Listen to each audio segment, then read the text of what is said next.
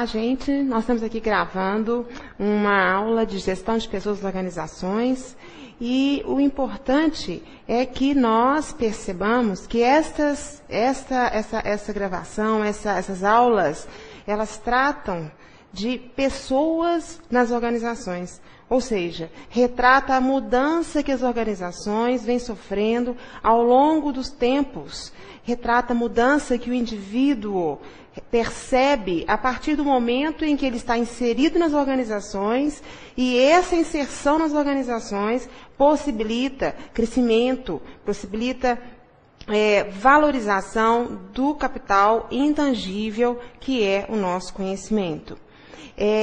Qual que é o conteúdo que estaremos tratando? Primeiramente, estaremos falando da importância dos conceitos, da importância, relação com os outros sistemas da organização. Por quê? Porque a área de recursos humanos, no que tange à área de gestão de pessoas, ela tem um papel hoje nas organizações extremamente fundamental no que diz a relação dela com as outras áreas, ou também a importância dela na carreira do indivíduo, os conceitos, a forma como ela vê o indivíduo hoje nas organizações. A função do órgão de gestão de pessoas, suas atribuições básicas, seus objetivos, suas políticas, tudo aquilo que traz a possibilidade da comunicação interpessoal e interáreas da organização. O comportamento organizacional, ou seja, relação com indivíduos, organização, motivação, liderança, desempenho.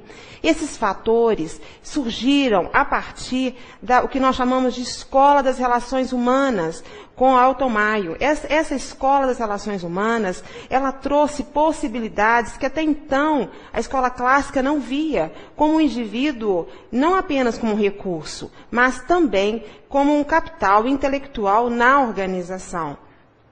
A competência interpessoal, ou seja, o que trata o indivíduo entre as pessoas, o próprio indivíduo na organização, a relação dele com outros dentro da organização, a relação dele com o mundo externo, quais são as competências necessárias para que esse indivíduo seja cada vez mais valorizado, cada vez mais necessário no ambiente organizacional. O gerenciamento de conflitos, percebam, conflitos faz parte das nossas vidas. Nós temos conflitos a partir do momento que existem divergências. Essas divergências, elas são comuns entre nós e a própria organização, nós, indivíduos. Porque enquanto gestão de pessoas, nós estamos falando de indivíduos. Clima e cultura. O que significa clima? Clima é a somatória de todos os sentimentos que temos, nós, empregados, quanto à organização onde estamos inseridos. Essa somatória de sentimentos produz o clima da organização. E a somatória das pessoas, dos seus valores, dos seus conceitos e das regras organizacionais produzem a cultura da organização. Um tema importante, porque ele trata da base que sustenta a permanência do indivíduo na organização. Recrutamento e seleção, técnicas e processo decisório. É importante que nós saibamos que recrutar e selecionar faz parte de um processo da organização, no sentido da área de RH, que é a porta de entrada da organização. Ou seja, o processo de prover pessoas para a organização. Recrutar e selecionar provém pessoas para a organização. Traz os indivíduos, aquele profissional necessário, ideal para o cargo que ele estará ocupando. Avaliação de desempenho, dentro também de um dos processos da administração, no sentido do RH, dentro do processo de avaliar o desempenho das pessoas, avaliar o desempenho delas nos cargos que elas estão inseridas. Essa avaliação de desempenho, é importante que seja tratado os seus objetivos, a sua metodologia, as suas vantagens, as suas desvantagens na organização, no âmbito da organização, enquanto empregados da organização.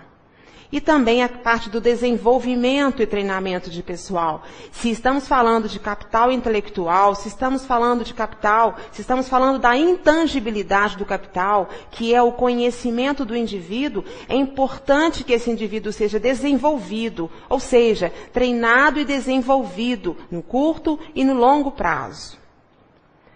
Gestão por competência, tratar daquilo que é a base da sustentação da organização. A organização, o conhecimento que existe lá, é o conhecimento que as pessoas levam para a organização, compartilham na organização. A competência trata desse conhecimento, trata das habilidades das pessoas nas organizações, trata das atitudes das pessoas nas organizações.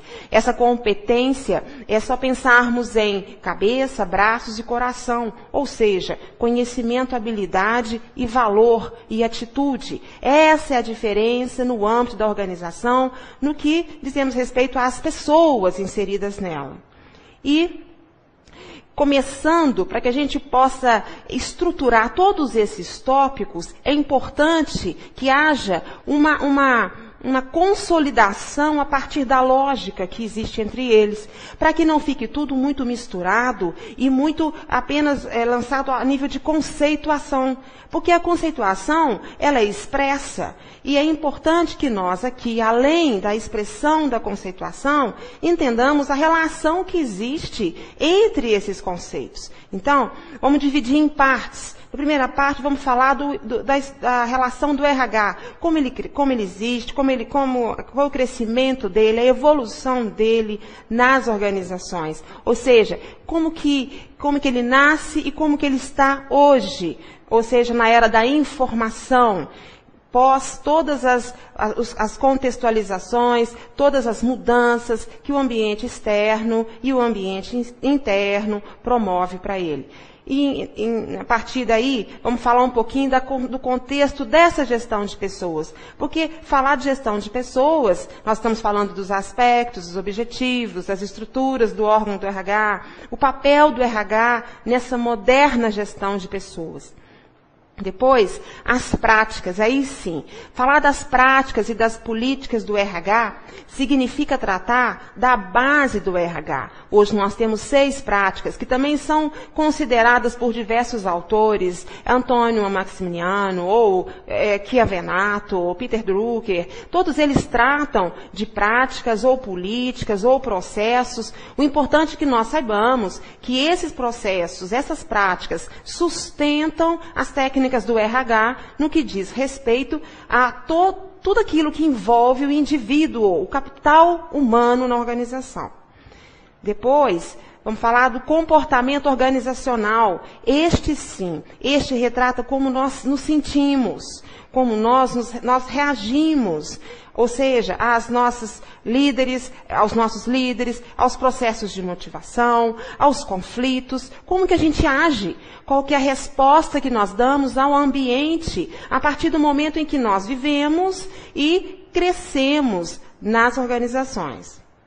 Gestão por competência, como eu disse, estamos tratando esse aspecto de uma forma bem separada, porque a competência é a somatória de habilidade, a somatória de competência significa habilidade, conhecimento e atitude. Tratar desses 3 fatores é tratar do indivíduo na sua totalidade.